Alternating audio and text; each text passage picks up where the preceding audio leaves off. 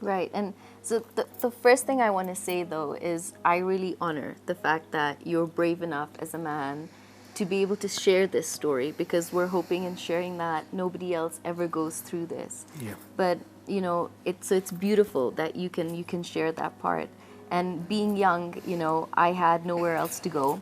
And so obviously for the first 5 years I stayed. I stayed through the verbal, through the emotional, through the physical abuse. Because she had nowhere to go. She could go back to her parents. Yeah. Because it's not like there was a way there, or they'd open up the door to say, if anything happens, come back. And there was nowhere else to go either.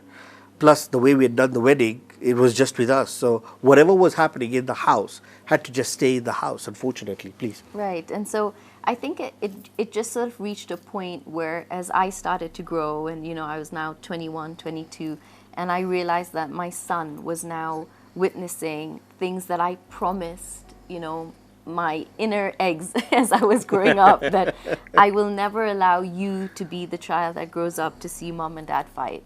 And I think growing up, I also witnessed a lot of that, and I knew that it was draining and it could change you as a person. And at that point, I still remember, there was this one time that I was feeding my son, and I had tears coming down my eyes, and he looked at me and he put his little grubby hands on my face, and he says, "Mama, crying." And I remember that was an awakening moment for me, because I realized, I love him, he loves me, but we're not able to love each other right now. It's just not happening. And so I waited 2, 3 more years, and I still remember sitting down with him, telling him that, look, I can't do this anymore, and I'm going to leave. And I don't think this happens very often, because I don't think a lot of wives that are leaving, their husbands go and furnish an apartment, and he made sure I was comfortable, but he was still dealing with ego at that point, and I was still in a place where I was so hurt.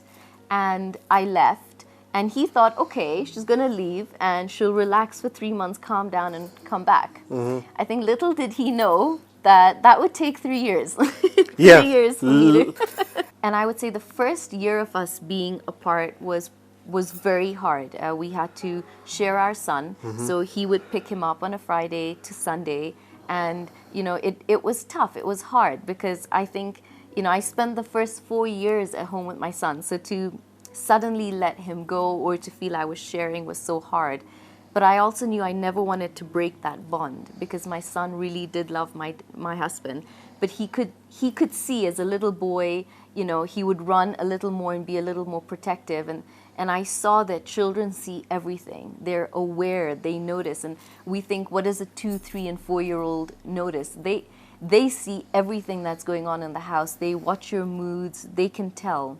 They learn everything. They learn everything. And we didn't want him to grow up modeling whether this would work or not. And I think it was around the second year, when we were now apart, Yeah. and everything had calmed down, and you got to find who you were, and Yeah. I got to find who I was. That's true. I took a slightly different journey, because the journey I took was more of a religious one.